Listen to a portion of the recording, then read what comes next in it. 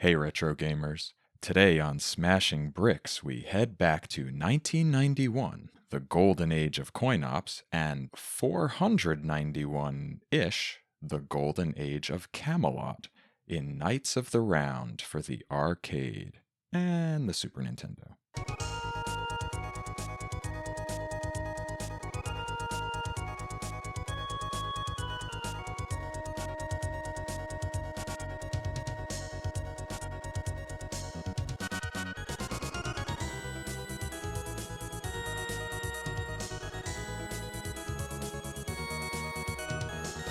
Hey, welcome back to Smashing Bricks, a retro gaming podcast. This is episode 34. My name is Inzauto, and today I'm joined by returning guest, production director at Auroch Digital, Peter Willington.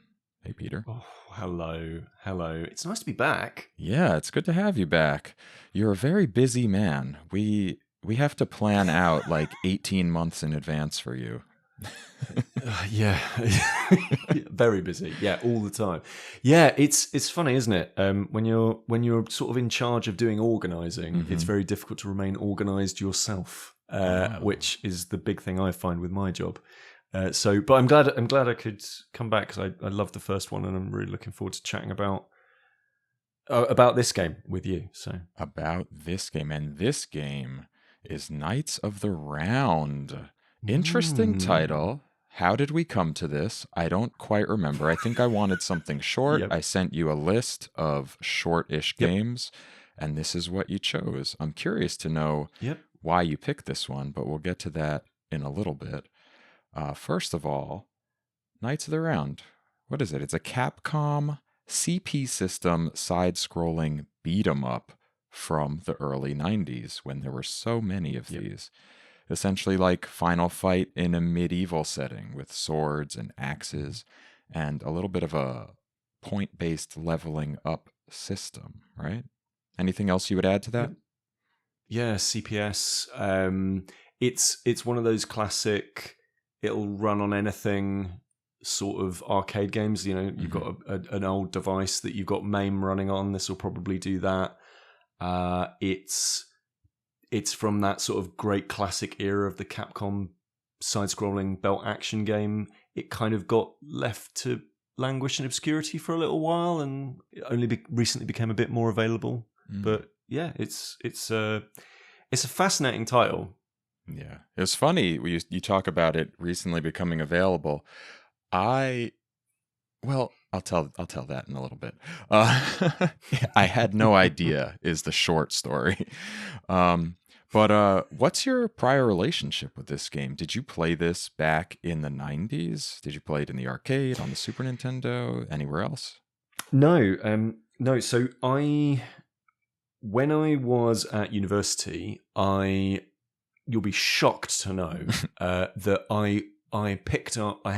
For the first time in my life, I had a computer all of my own that could run emulation. Oh. And I know. And there were a bunch of games. The reason I picked emulation up when I was at uni is because I wanted to play games that I just couldn't get access to in any other way. So in PAL territories, Europe, the UK, for the longest time, we didn't get access to a whole bunch of different kinds of games. And Knights of the Round is just one of those that you hear about all of these great Capcom belt-scrolling games. You've played things like Final Fight, but you don't really get access to any of the other ones, in those territories around that period of time. So I got hold of MAME. I got hold of a totally legitimate, I took my totally legitimate copy of Knights of the Round on the arcade board and exported the ROM file. And played it back then and thought, wow, this is really fascinating. Like this is like almost like playing a game from an alternative universe I didn't know existed, but it obviously is just, it's been around for a really long time. And then after that, I got hold of so I enjoyed that, and I enjoyed a bunch of the other side scrollers, and then a bunch of those games ended up being collected later on down the line in Capcom Beat 'em Up Bundle, which is the second time I ended up playing it. And then it's just, I played a lot of Final Fight back in the day, but never this. It was never in the arcade. Gotcha. Frequented. Yeah, that's interesting. That thing you're talking about, emulation. I've never heard of that. I've got to look into Yeah. that. Maybe one day I'll do it, but I never have before. Um, I I I played this game in the arcade, I think, when I was a wee lad, when I was like 7, Mhm. 8, 9, 10, whatever. Um, it was one of those games that was somewhat popular, but it wasn't the most prevalent of arcade cabinets. Like Street Fighter 2 would be behind the Yeah, registers at the supermarket in the corner while my mom sure. was paying for groceries. I could go play. Knights of the Round, I don't know if it ever made it there, but it was most certainly at the local arcade all the time. And Yeah. it was at the bowling alley probably, but not where they had like one arcade machine, which I don't know how familiar you are with the prevalence of arcade machines in the United States or if it's any different in England, Oh, but it's totally different in Britain. So the only arcade I ever frequented was once a year on holiday in a seaside town. Like we oh didn't have wow. a local arcade, and we certainly didn't have like arcade machines Hmm. in just like in a supermarket, for example. That would have been amazing. Oh, it was. The most we had was like maybe one at a bowling alley that we got very late into my childhood. But yeah, so they're not prevalent at all. Certainly weren't very prevalent at all in Britain at the time. So that's why I didn't really ever get access to these kinds of titles. It was always to play these kinds of games was always a bit of an aspirational thing Got it. of like, oh wow, like I know of this thing because I saw it in a magazine once. So that explains why earlier you said it's this thing from like another dimension. It's this other thing. Yeah, Okay, I'm getting it. yeah, it's like We're putting this a story yearning for together a now. nostalgia. Yeah. Exactly, yeah. It's a yearning for a nostalgia that never existed. Yeah. Right? Okay. Yeah. So I played it in some arcades. I recall loving it. So this is one that I've had on the Smashing Bricks playlist for a while because I was like, oh yeah, I remember all those beat 'em up games. I love beat 'em up games. And in our bonus episode, we're gonna talk about our favorites. But Mm. I also played it on the Super Nintendo, maybe around the time of its release, maybe a little after when I got into revisiting older games. But I remember liking it then too, but I haven't played it in a long time. So this was a pretty fresh revisitation. So that's where I'm coming from. Yeah. And funny enough, this game came out in November of 1991 in North America in the arcade, January of 92 in Japan, and it never said anything about PAL regions, so maybe it never came out Yep. over there. It definitely wouldn't have done because the first time we would have heard about the first time we would have got proper access to something like this is sometimes you had people import American arcade machines, for example, but like generally the first time I think most of PAL territories would have got legal copies of this would have been something like Capcom Classics Collection, Yeah. on the PS2 kind of era. I think that's probably when most people in Europe would have got access to this. Oh. And same with the Super Nintendo. So not even version. on the Super I just Nintendo. don't think there was a. Nope. Oh, wow. Do you remember? Do you remember those glory days when, like, back then, like in the UK, if you're on a PAL territory, there were games that came out in America that just did not come out in Europe, Yeah. right? Or they And it's came the out same 3 with, years like, later. America and Japan. Yeah, exactly. Yeah, exactly. Right, and it's the same with Japan, right? There was that whole like import scene where you could import a copy of Final Fantasy VII like 8 months before it came out in the West, and it was like a big deal. Yeah. And this is a game from that era, I think. Yeah.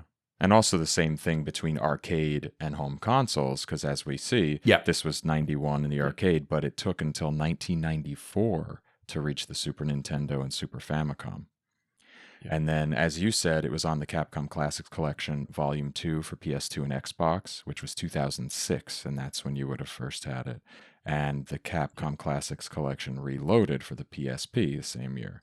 And then, 2018, the Capcom Beat 'em Up bundle for the PS4, Xbox One, Switch, and PC, which I have had, I think, for years, and I only realized this game was on there. Well, I only remembered that I had the Beat 'em Up bundle, and then realized that this game was on there in the last week. Yet I've known that we've been playing this game for quite a while, and I've been playing it on Super Nintendo. So I did both. And Brilliant. that's Perfect. pretty funny. But yeah, switching over, it was interesting to see what the differences were. As we mentioned, this was developed and published by Capcom. I don't have any details about the specific people behind this one. I think it was just among their deluge of arcade titles at that time. There are just tons of them. Yeah. And again, like, crediting wasn't as sophisticated as it is now, right? Yeah. Like, it's very difficult to go back and figure out who was actually involved in some of these games. Yeah, especially when it comes to the arcade machines. I feel like it was just always the team. Yeah. Don't have sales numbers. I know that it was potentially very popular. In Japan, Game Machine listed Knights of the Round on their March 1st, 1992 issue as being the most successful arcade unit of the month, outperforming titles like Street Fighter 2. I don't believe that. I don't know. I just can't believe that. There was also Replay, which reported the game to be the 6th most popular arcade game of the time. Meanwhile, Playmeter listed it as the 51st most popular arcade game at the time. Okay. Yeah. Just information from that time is just mad, right? Yeah. Like, yeah. 1st, 6th, or 51st. It was one of those. Somewhere in between there. Yeah. Oh, man. So that's what we know about how well it was doing in the arcade. I mean, as I said, it was at least mid-tier because I saw it a bit. You know, it wasn't an obscure one for me. It did come out 4 months after the initial release of King of Dragons. And in the US, the two of them came out the same month for the Super Nintendo in April 94. It followed up another similar-ish Capcom game, Magic Sword. But Magic Sword, I feel like, it had more to it and less to it. You know, it was on a single plane. You didn't have any depth. It was more like a true side-scroller. And it had a lot of other interesting stuff going on. But that was an interesting game, too. I liked that one. And, of course, Golden Axe 2 was in 1991, same year as this. And Golden Axe, very popular series. And I think kind of close to...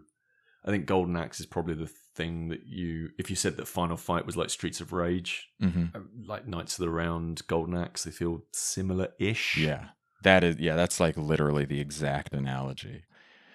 Golden Axe obviously is like the Sega version. As for reception, hard to know really looking back what everybody thought of it, but we do have some data. We've got All Game gave it a 3 out of 5 stars. CVG gave it a 70% on the Super Nintendo. EGM gave it a 7.6 on the Super Nintendo. Game Players, 86%, you guessed it, on the Super Nintendo. Hyper gave it 30 out of 100 on the Super Nintendo. Nintendo Power, 3.375. Official Nintendo Magazine, 72 out of 100. Sinclair User reviewed it for the arcade. What? 78 out of 100. Oh, okay. Not on the Sinclair. Superplay gave the Super Nintendo a 51%, as did Total. And Playtime gave it a 68 out of 100. So it was not a legendarily reviewed title. It wasn't, and it wasn't unanimous, right? Like, it's one of those, for me, it's one of those most interesting games where some people really like it, some people really don't like it, and most people fall somewhere in between. Like, it's one of those where it's boring when you end up with like a consensus. It's actually quite interesting when you end up with a game that splits the opinion. I think that's quite a healthy place to be. And this is definitely one where, I mean, even within my own perspective on what the game is, I think there's a bit of a battle raging inside me about, you know, where I would put this, right? Yeah. In terms of reception. Yeah, it was interesting to revisit. So we have a range here from 30% to 86%. That's how they reviewed it, all these publications. But we also get to review it now because we played this game, and I played it through kind of a couple times.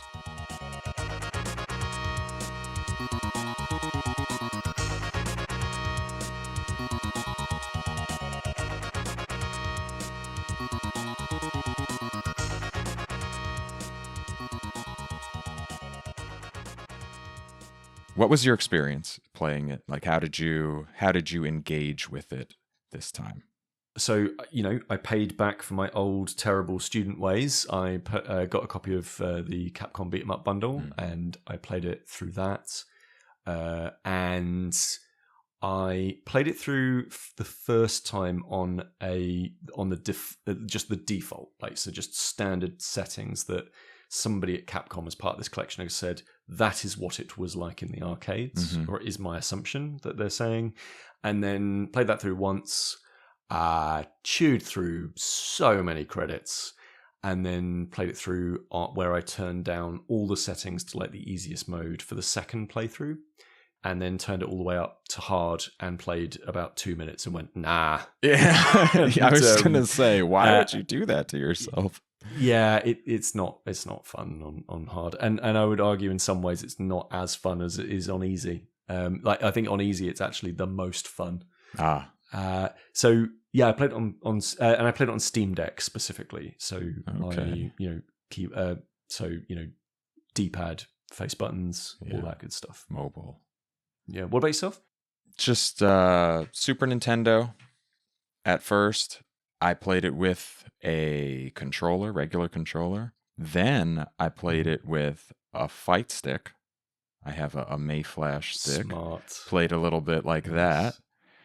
And then I continued to play it like that on the Capcom Beat 'em Up collection, whatever it's called, with the stick also.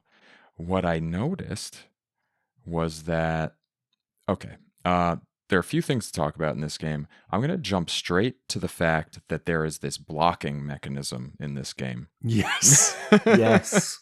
So, I mean, in general, this is a God. beat 'em up game, right? It's a beat 'em up game where you have a sword or an axe, and you're walking from left to right. You can call it side scrolling. You can call it belt scrolling. It just kind of, you finish fighting the people who are on one part of the screen, and once they're all dead, it gives you the signal you can now walk a little bit further to the right.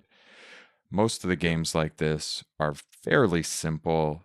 I always think of Final Fight as kind of the representative game from the genre, but this one obviously has weapons. Now, they usually don't have blocking, but this one does. Maybe? I don't know. It's really hard to do.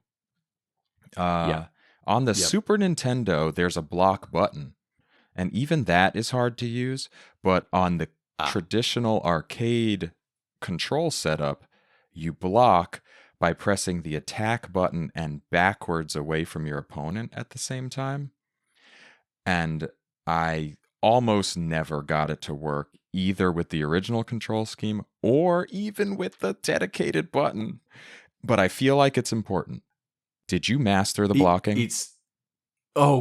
Absolutely not. No, so the timing on it is really weird. So if it was hit attack away from opponent at the same time, I think that would be one thing.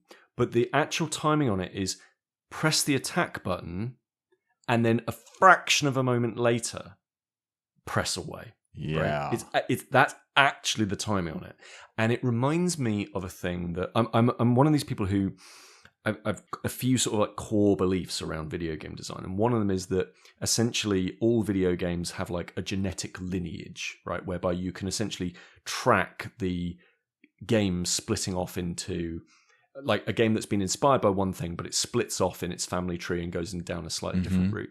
And I think you can probably chart the course of this somewhat horrible blocking parrying mechanic, because it's also used to make bosses vulnerable for a short period of time. If you manage to do it successfully, you manage to do this blocking action against a boss's move, it will put them into a vulnerable state that actually they aren't very often in, and that will allow you to follow up and actually get some hits in, and it'll mean that you block these attacks without taking damage. Some damage, just FYI, some damage from some bosses is just like inescapable, like you just, without doing this blocking mechanic. But I think there is a genetic lineage you can trace from this slightly horrible blocking mechanic all the way to Street Fighter 3.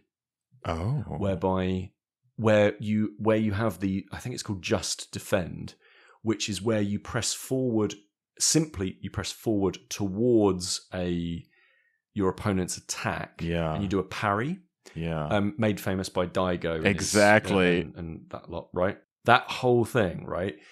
And you're like, this is incredible, right? I think you can probably trace some of that lineage back to Knights of the Round, and I think it's weirdly easier in Street Fighter 3, and it's super hard here.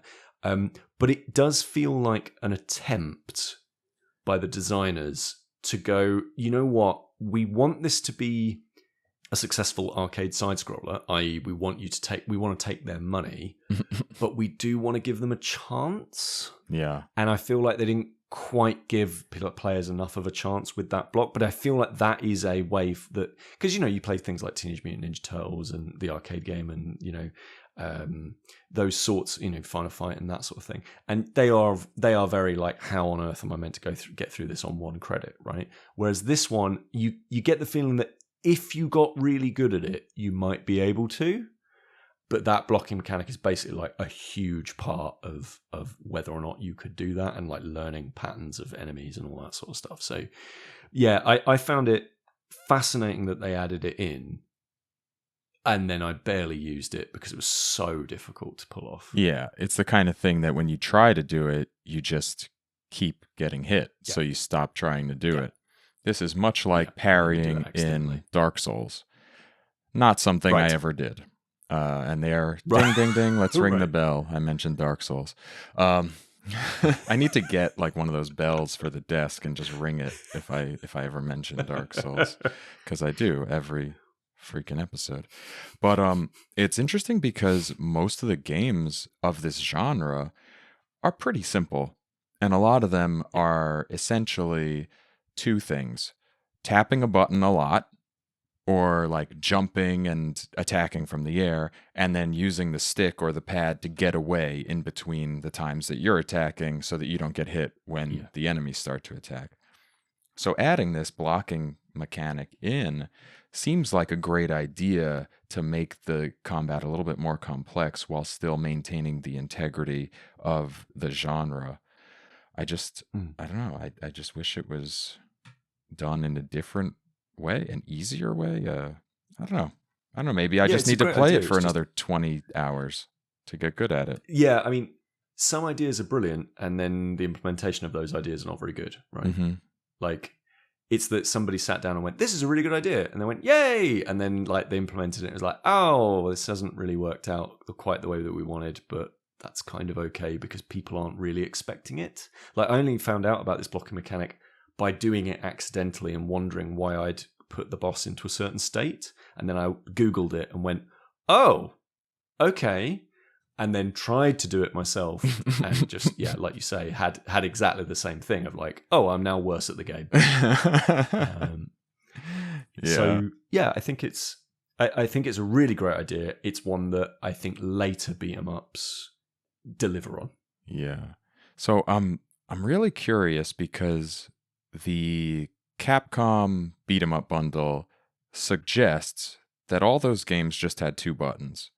So I'm looking at pictures of arcade machines, and I see Knights of the Round.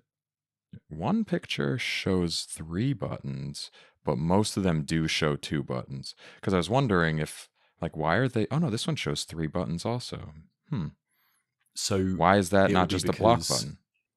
So it'll be because, and I base this on nothing, so just take it with a pinch of salt. But so the CP system, CPS 1, there's a standard, and you have to have a certain number of buttons for the CP system. So you can't have a CP system with 1 button, but you can have one because it has to be able to play other games.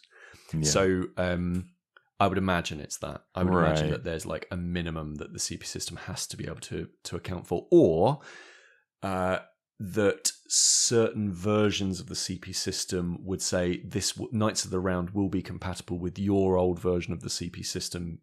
So, for example, this game would be compatible with a Street Fighter cab, which was also put on CPS 1, but it wouldn't be compatible with something that didn't have a joystick or something along those lines. So it was a rollerball or something like that. Yeah. I imagine it'll be that. And the way these things worked, as far as I know, is that they'd use just literally the same machine, swap out the artwork behind the plexiglass, and slot in what was essentially a cartridge without the plastic into the board inside the cabinet, and now it plays that game.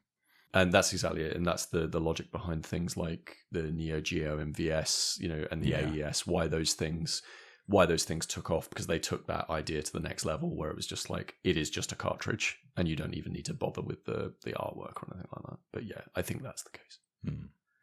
Yeah. So what else about this game? What else makes it interesting? It's got 7 stages. It's fairly linear. What struck you most about this game?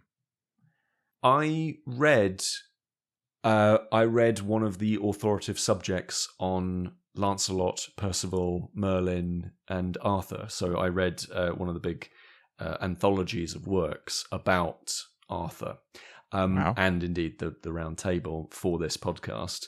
And what I'm struck by is how little of that is in Knights of the Round, except for obviously names. Yeah. And not even all the names, I would say. So I don't remember a King Garibaldi in the book that I read, but there we are. It's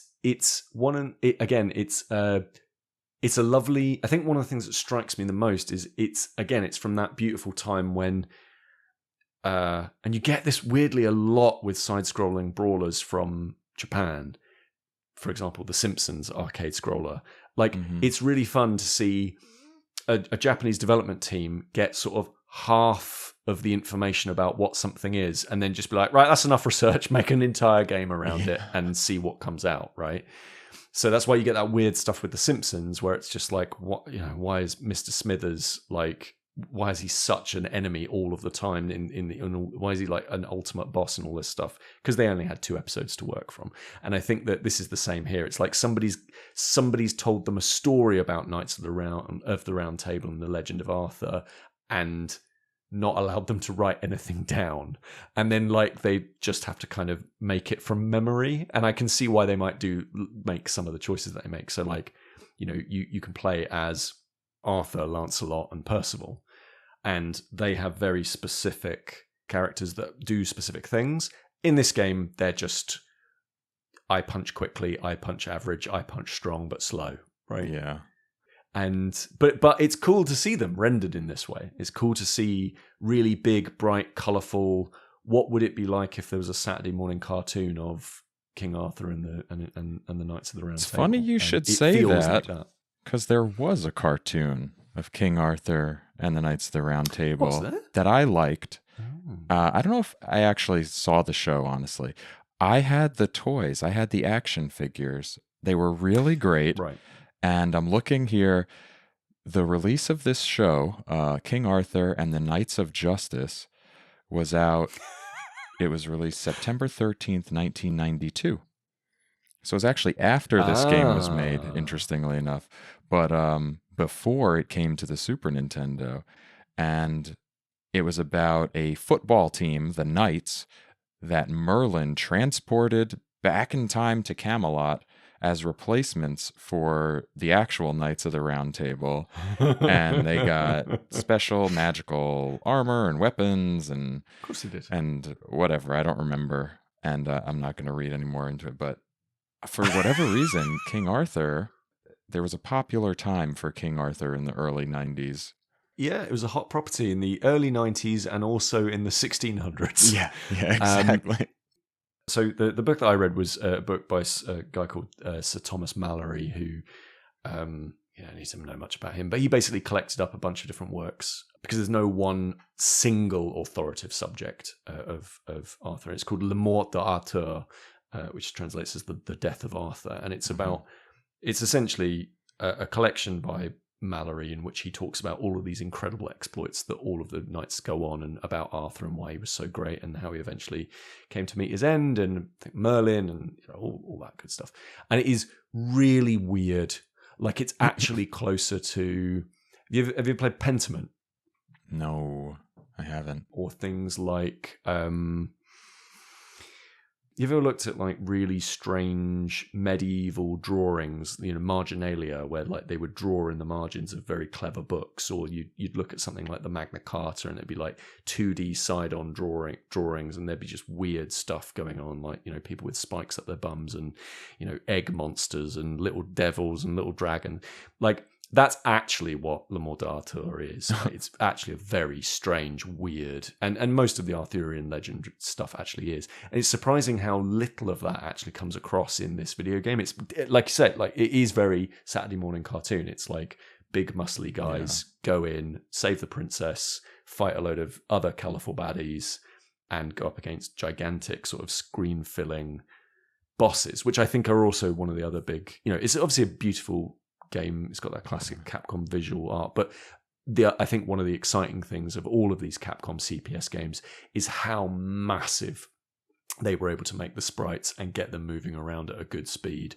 I think that was one of the big appeals of these kinds of games at the time. They were the, again, talking about genetic lineage, they were the God of Wars of the time. They were like, wow, this is incredible to see a massive boss character wandering around and then punching you, right? And you're being dwarfed by them in the, on the screen.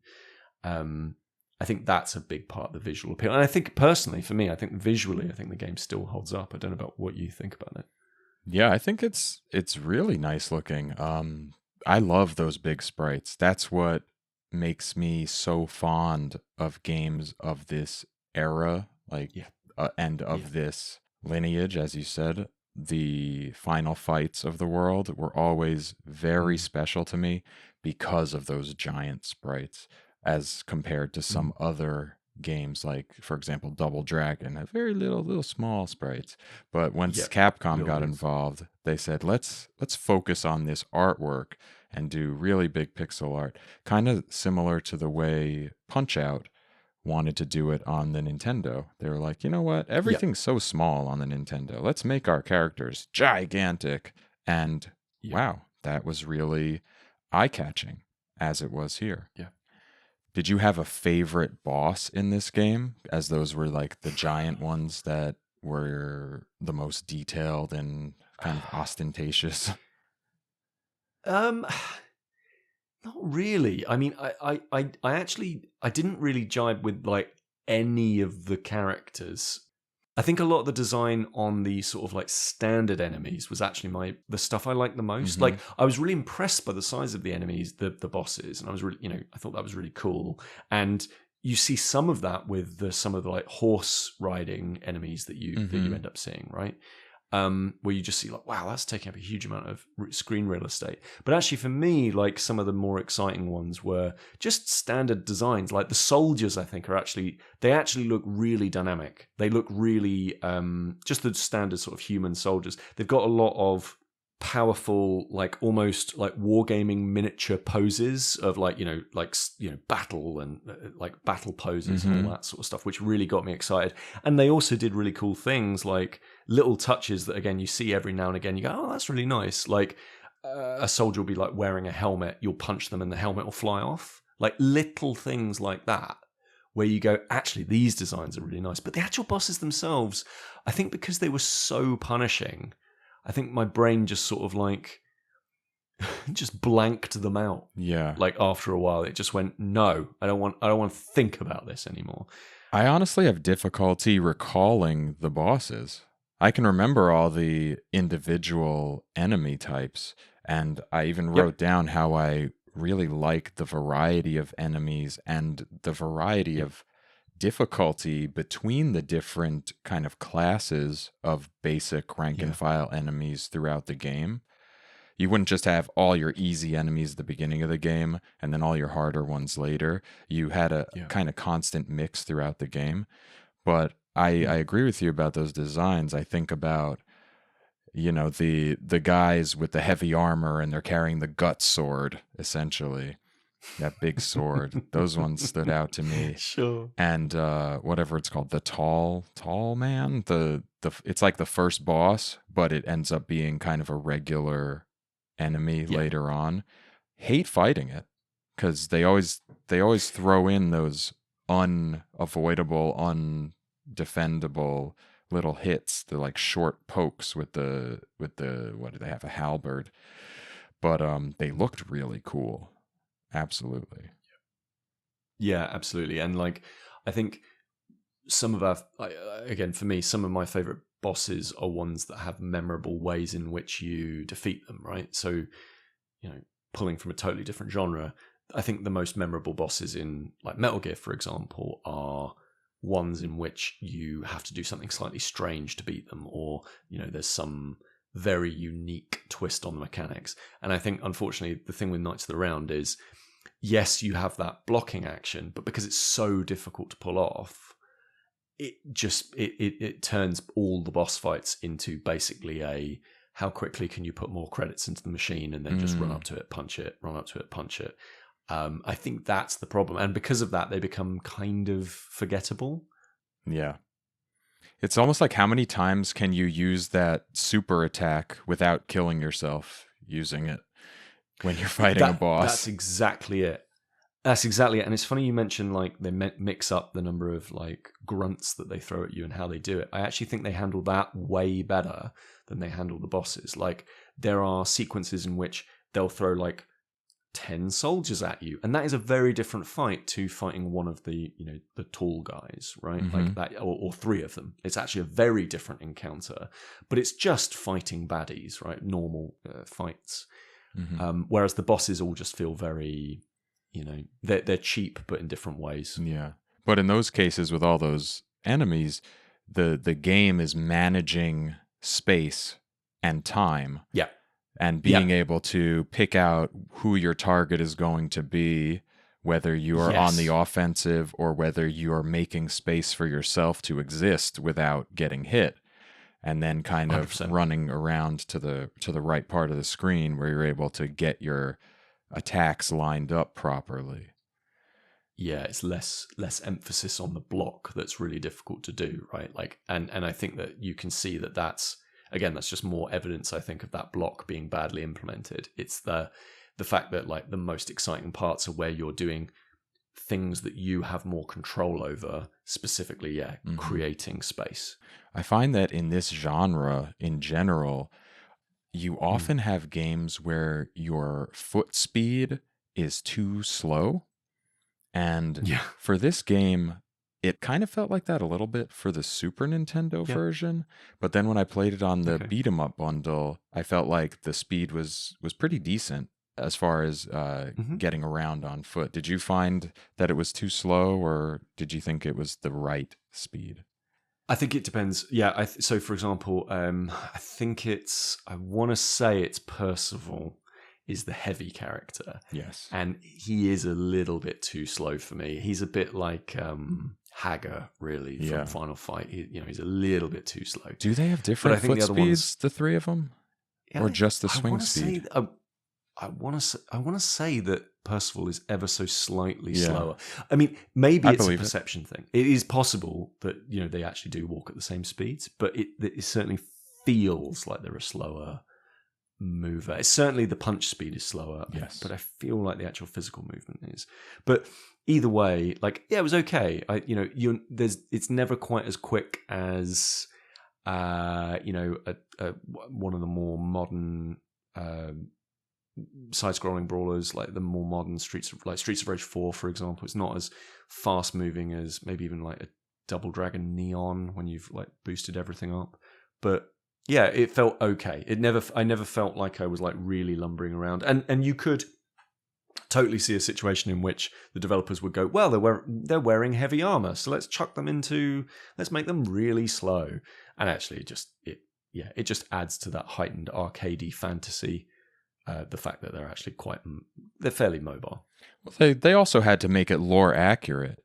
From the history, we know that Lancelot was fast and weak, and Percival was slow and strong, and Arthur was well-rounded. That's definitely what Mallory said. That's definitely true. The thing I tell you what, the area where I think that the thing is slow, and I think it's probably one of the weaker elements of the game, is the horses. Like, the horses are so badly implemented, And again, like a horse, like literally horsepower is how we measure power and speed, right? And the horsepower in this game is you are slow and vulnerable all the time. Yeah. Right?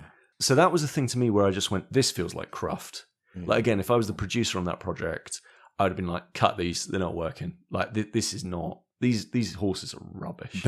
Like, they go linearly forward and in reverse in a straight line. And when you press the jump button, they swing around to face the other way because you can only attack in front of you from atop the horse. So bad. But for some reason, you become stronger when you're on top of the horse. Like your attacks will do more damage from atop the horse. Yeah. If you can get them in. Like, again, like, you know, again, I can see why they're doing it, right? You look at something like Captain Commando, and when you're in a mech suit, you've got more power. You're trading off, movement for power. But the problem is there just isn't a good analogy, right? Because if you've got a big hulking mech, I get it. I know why I'm moving slowly in the fantasy, but in the fantasy of this game, a horse is just really slow and cumbersome, and it just never feels like it makes sense. And then, of course, the other part to all of that is there are some enemies that also have horses. And if you're trying to fight them whilst also on a horse, which, just to be clear, one-on-one combat is huge in the Arthurian legend, right? It's mostly one-on-one stuff, and indeed a lot of jousts, right? That is just not here. Like, there's no like horse-to-horse jousting combat. Horse-top combat is rubbish, I would say, in Knights of the Round. It's really just, it's just, again, it's another idea that's not quite. It's a great idea, and it just doesn't quite work. It never ends up being fully formed. It just, I imagine they just looked at Golden Axe, saw, oh, they have mounts. Yep. We have to have mounts. We've got to have mounts. Yeah, but the difference with those mounts is that I think in Golden Axe is you look at those and you go, that is a big, heavy beast, right? Yeah. Whereas again, like in your mind, you go, horse fast. Like, no, horse slow. No, horse slow. Horse very slow. So, like the bosses, I felt like the levels, the stages, never struck me as different. I mean, I know that you start out, you go through a forest, you go through a village, you go like on the ramparts, you're in a castle, but I couldn't recognize that while playing. In all moments, it was almost like you could have just put me in front of a green screen and then whatever was in the background was in the background. Yeah. For me, the environment in which you play a belt scroller can be really mechanically interesting if the team has decided to actually make it interesting. So in a game like Renegade, you're on a platform, you're on a train, you're on a platform again. And actually they all feel very, very similar, right? Like there's not a huge amount in moment-to-moment combat that feels very different. Whereas in Double Dragon, you are on a platform and you need to jump to the next one. You're on a moving conveyor belt and you need to watch out from falling into the hole. You are climbing up ladders. You are in Double Dragon 2 that you're being hit by an airstrike from a helicopter because you're on the roofs of 1980s post-apocalyptic LA, right? Yeah. Like when these games take advantage of those things, I think mechanically it can be really fascinating. And here there are only little drips and drabs, I think, of moments where you go, "Oh yeah, that was what the intro screen said I was doing." So the rush to the castle, you see people coming in with you and getting into fights, and you're like, "Oh, that's cool. This is like us having a siege, running in and doing a fight." But that's about as much as they do. And then they're gone when you get to the other side of the portcullis. Exactly. Like, where'd they go? Exactly. And like that was one of my concerns with it. I was like, surely I should be mechanically rewarded for saving this person, and they should just like join my group and just come with me, right? Clearly, not the enough CPS memory for system that. can chuckle. Exactly, right? But the CPS system could chuck loads of stuff on the screen at once. And you kind of feel like what I would have loved is, again, in the Arthurian Legends stuff, there's definitely bits where people take a retinue with them, right? Yeah. And you can totally see a situation in which if you play strategically, you could save some of your people, and the mechanical reward for that should not just be some points, it should be, and they'll stick around with you. And if you keep on top of this, and if you actually keep them with you, you can make it all the way to the end of the level with them, and they can help you out with that boss fight. That would have been really, really cool and would have changed things up a bit. Just like the Crown of the Ivory King in Dark Souls 2 DLC. There you go. It's been at least 10 minutes since a Dark Souls. But that's the thing, right? And I think, again, genetic lineage, Dark Souls, it comes from side scrollers, right? It's an action game where they went, right, it's not about, it is about moving through space, but it's about the mechanical complexity in Dark Souls. Yeah. Whereas in these belt scrollers, it's about simple mechanical complexity. And so I think that, like, that's where I think games like Knights of the Round fall down, where, like, it is just, again, you can see these little attempts here and there, the block button, the moments where you have people with you on screen that are going to come with you, the fact that there's, like, treasure to find, and like if you punch the treasure, you divide it in two, and that means you can spread the cost between two different players. The fact that there's 3 players to begin with, you can play this 3 players if you really want to on the arcade version. I hadn't even thought of that. The fact that, like, there's leveling up, right? Yes. Like, there's loads of really interesting mechanics in here. It's just, they go, here's the thing, and you go, oh, that's really, it's not actually that interesting to engage with. And it feels like almost feels like if they'd got a chance to do a sequel to this and actually made good on some of those things, or if somebody today, again, give this to the team that did Streets of Rage 4, give this to the team that did Shredder's Revenge, right? Give it to them, because I think that they could take those elements and go, let's actually develop them into something more concrete and therefore a little bit more satisfying. Yeah, that leveling system was exciting when I first realized it was happening. But then I also, like you said, I realized, wait, this is just when I reach a certain number of points, I get my health back and I get a little stronger, which is cool. I mean, that's not in many side-scrolling beat-em-ups. But also, I wasn't really engaging with it actively. It was just a passive thing. As I went, it happened. Yeah, exactly. You're right. You're not making an active, like Sid Meier talks about, fun and gameplay is about making interesting decisions. Yeah. And there's no interesting decision to make around it, right? Yeah. It's just you play the game and you'll get the experience points. The most interesting thing is, as opposed to hitting those pieces of treasure to split them up for the people you're playing with, when you're playing alone, the most important decision is not to swing your sword when you're near it, because it reduces the amount the treasure is worth if you hit it. But that's exactly. So what?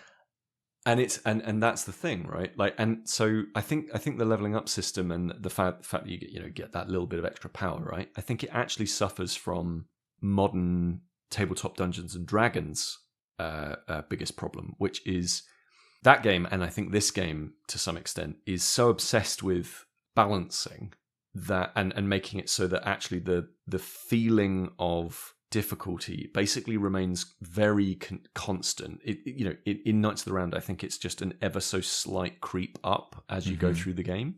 Like, it never really gets much harder.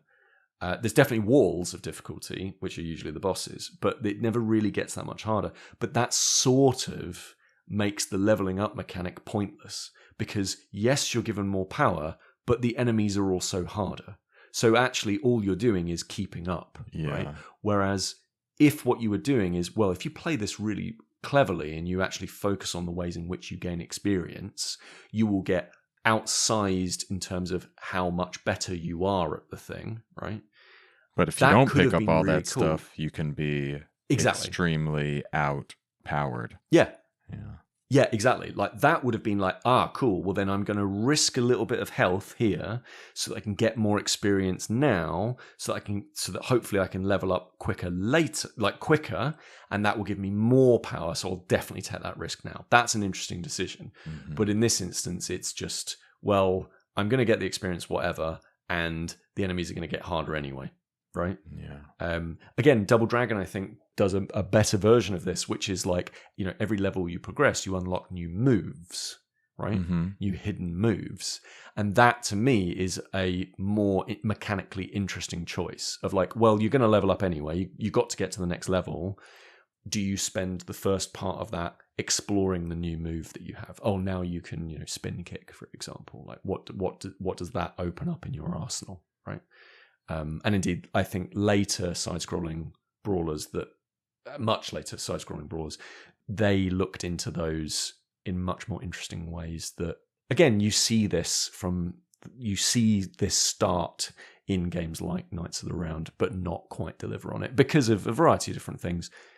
Some of which is, they're early, but some of which is it's the arcades. And I'm sure somebody at Capcom went, yeah, that's a really nice design idea, but we need to take, $3 per player from them every time they play this game. Yeah. Right. Oh, yeah. There's always that just looming over the design of games from this time, which is kind of sad. Yeah. Too much business, not enough craftsmanship. But it's fascinating, right? Because it's so funny to see I love going back to old games because you see Knights of the Round, you go, oh, that's a horrible monetization mechanic. And then you look at modern games and you go, oh, that's a horrible monetization mechanic, right? Yeah. And actually it's been happening throughout all of history. It's just it's a different sort thing of forgotten for different about times. some of these. It's different, yeah. It's the same thing they're trying to do, but it's done in different ways. This one is just have a wall of difficulty. Whereas modern times, it's like, you sure want that skin, right? Yeah. Yeah, exactly. So they figure out what the thing is that's going to make the money for that era. Yeah, it's interesting to see the mental state that the finance people were in throughout time to see what they were most interested in nickeling and diming players over. Yeah. Oh, man. I think that kind of, on that note, talking about nickeling and diming in the arcade era, sure. I think, I feel like we've covered as much as we're going to cover on this game. What do you think? Yeah, I think so. I think we've given it a good college try. Yeah. So at the end of each episode, we like to decide whether these old retro games we play are worth revisiting for anyone who hasn't done it yet. And if they are, then they're a smash. But if they're not, well, I guess they have to be a brick. So, Peter, Willington, what would you call Knights of the Round, a smash or a brick, and why? For me, it's a smash because I'm fascinated by belt scrollers. Mm-hmm. And I think, again, keep coming back to it, you can see the genetic lineage of some of our favorite modern games in some of this stuff. I think if you don't care about that stuff, this is a brick. Okay. So what would we call it then for your official rating? Is it the for you rating or for the for everyone rating? It's for a me rating. This is a smash, Eddie. Okay, Eddie, I'm a positive person. Okay. This is a smash.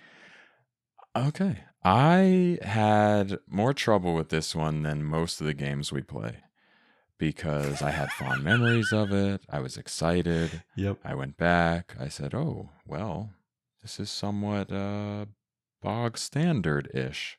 It's got a few different things, but ultimately, I don't feel a whole lot playing it. Mm-hmm. And, if I spend time with it and get into it and decide to dedicate my whole gaming soul to it, well, then I could say it's a smash. But then when I consider that there are so many other of these side-scrolling beat-em-ups to play throughout history, there are modern ones, there are retro ones, there are some that are better, there are some that are worse. I kind of feel like it lies somewhere in the middle. I could literally go either way, but then I think that I said that Super Mario Sunshine was a brick, and now I feel guilty every time I call something a smash for my poor Mario. No, put the boot into Sunshine, it deserves it. I think I'm going to say that for most people, this would not be a smash. I think that's what I got to go with. I mean, I like it. I have a fondness for it. Just it's not enough to say that it gets my wholehearted recommendation. And I'm going to say it has to be all or nothing. Like I have to be gung-ho for the game or else it defaults to a brick because there are hundreds of thousands. How many games are there in history? So many. Oh, tens of thousands. And how many hours are left in my life? Not as many. So I'm going to have to call it a brick, not to be morbid and pessimistic, but I'm going to say it's a brick. So that makes Knights of the Round a question block. So anyone listening can hear what we had to say, decide for yourself. And whatever you hit out of that question block, it'll either be a smash or a brick. So it may be worth revisiting in 2024 and beyond, but we cannot say conclusively as a duo of retro reviewers. Sorry, folks. I'm going to quickly jump in here after the fact with some correspondence. A little bit of a review from one of our Discord members, Ms. Muso. Part of me really wants to like Knights of the Round, but I'm always comparing it to Golden Axe. This was somewhat difficult and feels like a coin-hungry arcade game. I wasn't sure if the leveling system made much difference until seeing Percival's drastic transformation, but it's a fine challenge. Just mixed feelings on this game. It's not any better or worse than any other beat-em-ups. Hey, that's exactly what I said, kinda. Thank you, Ms. Muso, for writing in. Anyway, thanks everybody for listening and for playing along with us. If you did, please tell your friends about the show if you enjoy listening to Smashing Bricks. It will help a lot. Get people to listen. And if you haven't done so yet, I would like to make a call to action for all the brick smashers out there to go to your podcasting platform of choice and leave a review. Pretty soon I'm going to figure out a way to give you something for this, and that'll be great. But as of right now, I'm just begging. If you want to go above and beyond that and support the show monetarily, you can head over to patreon.com/smashingbricks and become a patron for as little as $1 a month. You'll get bonus episodes at the Fireflower tier. Peter and I are going to record one about all of the aforementioned beat-em-ups in the history of gaming coming up for this month. And all patrons get retro pre-play videos early. You get to choose games that are going to be on power-up episodes. You'll get all kinds of stuff. Go over there, patreon.com/smashingbricks. Another quick after-the-fact alert.